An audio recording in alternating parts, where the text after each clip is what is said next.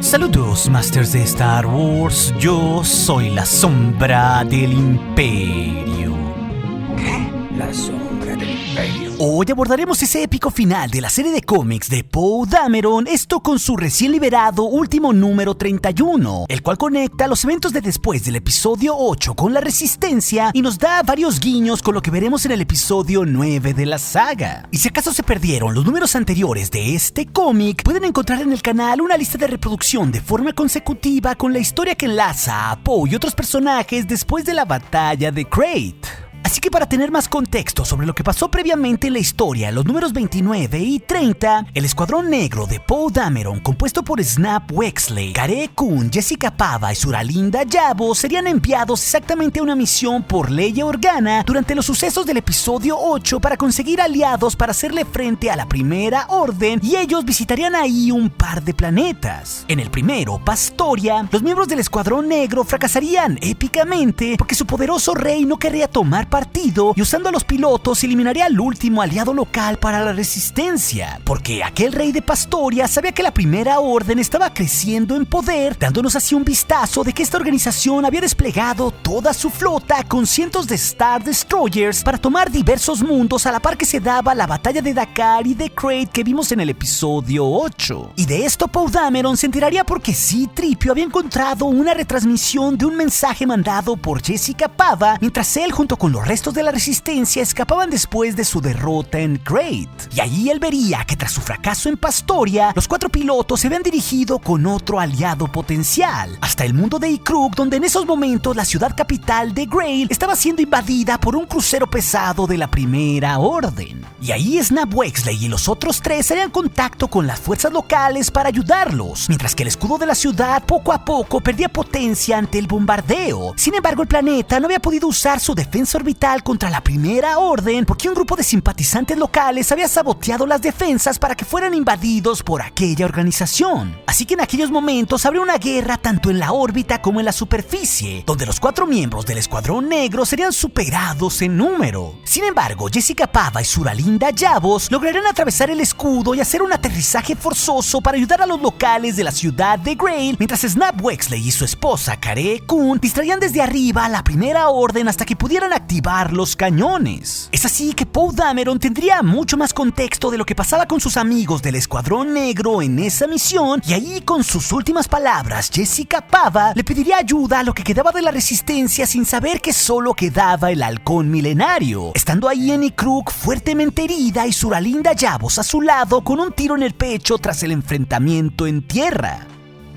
Con ese terrible estado de estrés es donde comenzaría este final de la historia, donde el halcón milenario seguiría marchando a la velocidad de la luz tras su escape de la base de Crait en el episodio 8. Aunque aquí curiosamente Leia volvería a tener sus viejas ropas que la vimos usar en el episodio 7, como si esto nos estuviera preparando para saber cómo la veremos de nuevo en el episodio 9, ya que sabemos que ahí se volverán a usar escenas de Leia del episodio 7, por lo que Leia le haría entender a Dameron que lo que quedaba de la Resistencia era solo esa nave y la docena de personas que iban en ella. Le habían hecho un buen daño a la Primera Orden, pero ellos tenían un poder militar inmenso que se fortalecía a cada minuto. Pero Leia sería precavida porque a partir de ahora cada una de sus decisiones tenía que ser perfecta. Un solo error que cometiera y todo se terminaría. Claro que quería a los 4 pilotos de vuelta porque eran cruciales y todos unos profesionales, los cuales también conocían los riesgos de la guerra perfectamente bien. Pero mandar una misión de rescate a Ikruk podría costarles el halcón, incluso quienes iban en él, como Rey, Chewbacca, incluso ella o él.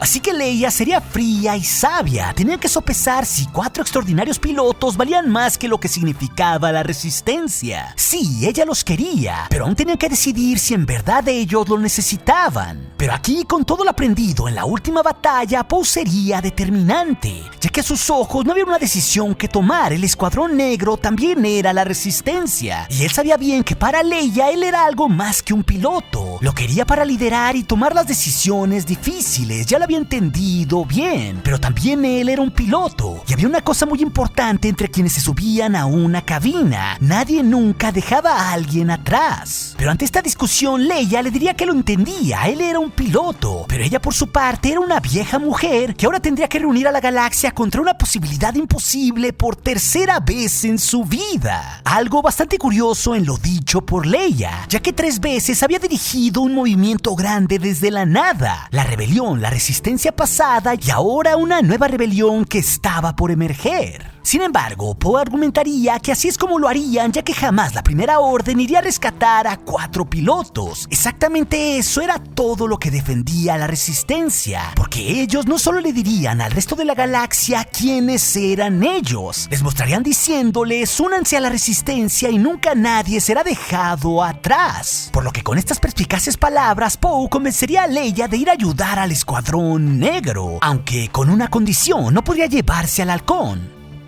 Así que tendría que encontrar otra manera, y ahí de nuevo lo promovería al viejo rango que había tenido antes de sus pésimas decisiones del episodio 8. De nuevo él sería el comandante Poe Dameron, esperando que esta vez no se equivocara. Y de repente todo cambiaría, y veríamos cómo en Icrux estaba dando la batalla por la ciudad de Grail entre los 2 X-Wing de Snap y Caree contra un centenar de TIE Fighters. Y ahí serían perseguidos por las naves enemigas en lo que ellos creían era una auténtica pesadilla. Pero ese era el plan: destruir a cuantos pudieran para ganar algo de tiempo para que Jessica y Zura Linda en la superficie pudieran volver para activar las armas del planeta para vencer a la Primera Orden. Sin embargo, ellos se habían quedado sin torpedos, y cada vez se sea más difícil perder a sus perseguidores. Es ahí que veríamos de nuevo en esa superficie de Icrux, en una cueva, a Jess y Zura Linda, quienes se protegían del fuego enemigo. Pero Jessica intentaría despertar a Zura Linda tras el tiro que había recibido, por lo que en ese momento Pava la inyectaría y Zura Linda despertaría tras su terrible herida con una gran dosis de adrenalina. Pero los fanáticos de la Primera Orden estaban a punto de volver, y además el crucero estaba bombardeando la ciudad, así que faltaba poco para que el escudo cayera, por lo que ahí sabríamos que Jess y Zura Linda habían podido contactar a Grist y otros aliados locales, pero no habían podido recuperar las armas en un primer intento. Por eso ambas habían acabado tan heridas. No sería una tarea fácil, pero tendrían que pensar en cómo hacerlo. Por lo que Jess, a pesar de las heridas, motivaría a Zura Linda a levantarse y dar una última pelea en contra de la Primera Orden, haciendo todo lo que pudieran para salvar a aquella ciudad y con ello al mismo tiempo al planeta y una parte de la galaxia. Es así que ambas estarían listas para regresar al combate, cuando veríamos de nuevo a ese grupo de fanáticos simpatizantes de la Primera Orden que habían boicoteado su propio planeta, que sabían que las 2 pilotos habían huido por ahí, porque si acaso ellos pudieran abatirla, seguramente la Primera Orden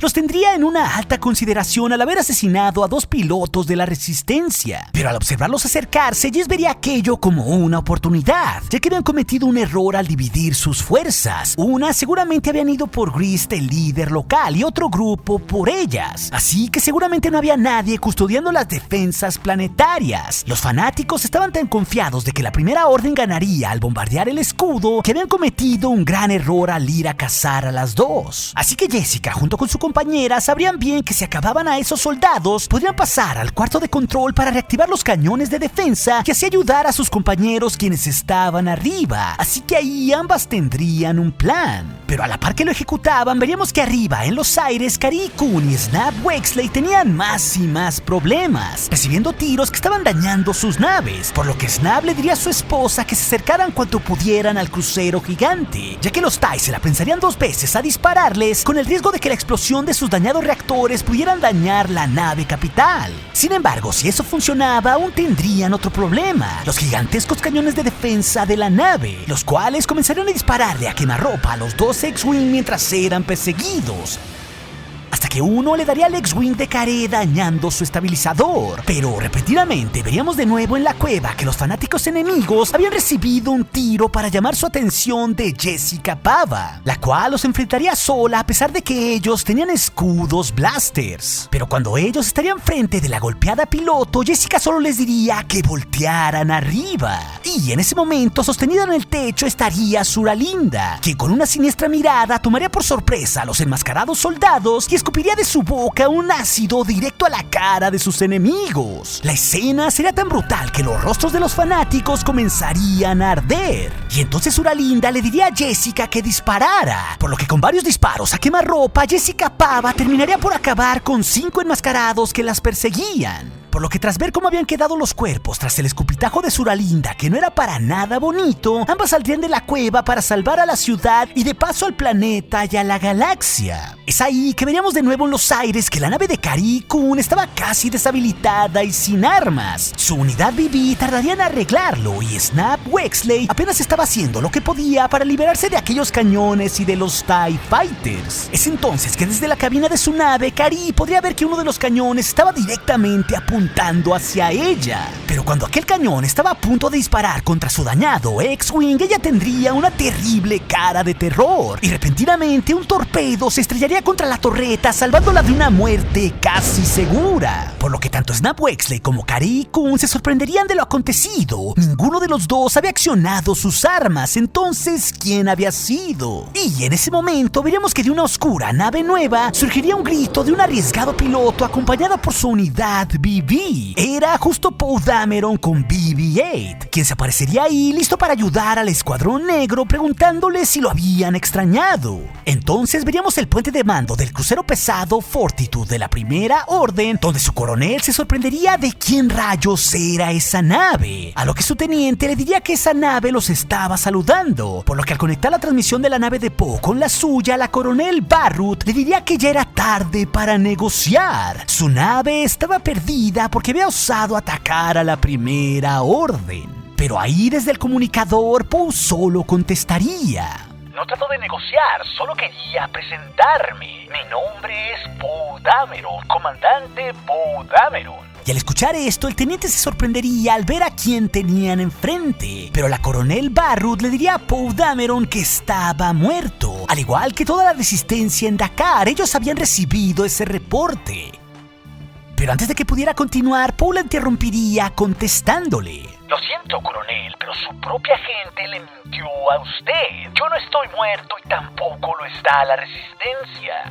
Snow junto con su nave insignia, además de otros 20 Star Destroyers. Y claro, el Dreadnought. Bueno, digamos que nos deshicimos de todos ellos, aunque quizás aún no lo sabe. Y con este tono mordaz, Poe continuaría destruyendo TIE Fighters a diestra y siniestra. Pero en el puente de mando de la Primera Orden, aquellas palabras tendrían eco, ya que los oficiales comenzarían a preguntarse qué había pasado con el general Hughes y si acaso lo que dijo era verdad. Entonces, ¿quién comandaba ahora la Primera Orden? Sin embargo, la coronel estallaría en ira diciendo que seguramente él estaba mintiendo, tendría que estar mintiendo, por lo que les ordenaría destruir esa nave. Pero esto en sí nos daría un buen contexto de cómo la resistencia, a pesar de casi estar destruida, daría una sacudida para decirle a la galaxia que esto aún no se acababa. Y al mismo tiempo sería interesante saber que los propios oficiales enemigos tenían miedo de lo que había pasado y de la inestabilidad de que sus líderes les mintieran y que no sabían que Hughes estaba vivo y que ahora Kylo Ren era el nuevo líder supremo, lo cual en sí comienza a poner las piezas en su lugar con el episodio 9. Así que en medio de la batalla, Poe tendría un plan. Esto a pesar de las preguntas de sus amigos sobre cómo había obtenido esa nave. Los X-Wing habían tenido tiempo ya para recuperar sus sistemas, por lo que Poe les diría que siguieran una trayectoria que les daría y él se encargaría del resto.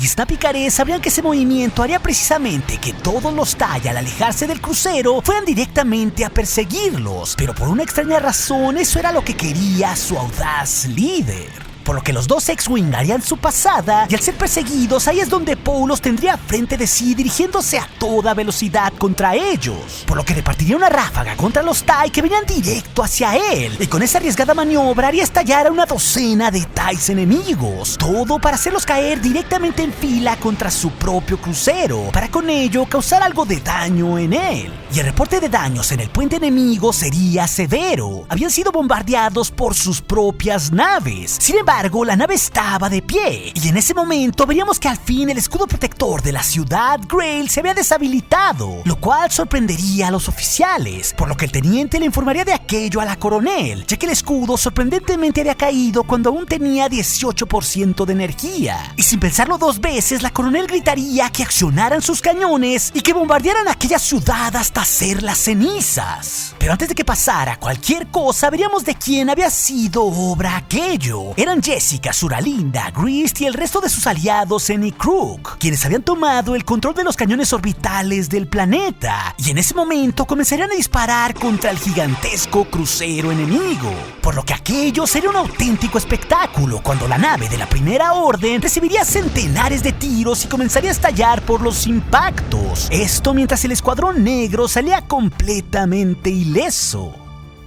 Es así que todo cambiaría y los 5 miembros del escuadrón junto con BB-8 estarían de nuevo reunidos y se abrazarían eufóricamente ante su victoria. Lo habían hecho otra vez y Poe estaba seguro de que lo volverían a hacer en el futuro. Pero aquí es donde Jessica Pava le preguntaría a Poe dónde estaba su X-Wing, el Negro 1, y de dónde había sacado esa nave. Así que aquí Poe nos revelaría uno de los primeros aliados de la precaria resistencia. Esa nave había sido un préstamo de Gracchus el Hutt. Él justo ahora era de las pocas personas que recibía sus llamadas. Él era un coleccionista de naves y de todo tipo de cosas antiguas, y él tendría que devolvérsela. A lo que Poe agregaría que su nave, junto con muchas otras naves más, se había ido. Sin embargo, es curioso que se nos revele que Gracchus, quien en el pasado tuvo un encuentro como un coleccionista con Luke Skywalker, teniendo cientos de artefactos Jedi en su poder, ahora se haya vuelto a encontrar con Poe Dameron previo al episodio 9, dándonos un guiño de qué tipo de calaña, como los Hutts, serán los piratas que apoyarían en el futuro a la precaria resistencia. Sin embargo, también con esa heroica maniobra en Crook, la resistencia había ganado un nuevo aliado, aquel planeta que habían salvado. Por lo que ahí el primer ministro Grease saludaría a Poe Dameron y Snap Wexley le revelaría que habían sido enviados ahí por Leia Organa para reunir aliados para la resistencia en contra de la Primera Orden tras la destrucción de Hosnian Prime, que solo había sido el comienzo del conflicto. Ahora cada sistema tenía que unirse para hacer un gran frente. Así que ahí Grease le diría a todos que él y su pueblo no olvidarían aquello, por lo que la Primera Orden jamás sería bienvenida en aquel sector de la galaxia, por lo que tras esto todos se irían a festejar. Y ahí, en un momento a solas, Snap le preguntaría a Poe si la reciente derrota de la Resistencia había sido tan terrible como él creía, a lo cual Dameron se lo confirmaría, pero también quería disfrutar de aquella victoria con ellos, ya que en los últimos días había estado pensando sobre todo eso y sobre esa gran pelea que estaban librando. Y ahí tendría un momento con Snap, Karé, Jessica, Suralinda y BB-8, ya que Poe Dameron ya no creía más que aquella guerra fuera sobre ser un héroe como antes creía. Esa idea se había quemado de dentro de sí mismo. No era sobre los Jedi o sobre los mejores pilotos de la galaxia combatiendo contra lo imposible para salvar a la galaxia. Ahora todo era para salvar tu propia galaxia, la que estaba a tu alcance. Sobre escoger el bien sobre el mal, para traer algo de luz a un lugar que estuviese oscuro.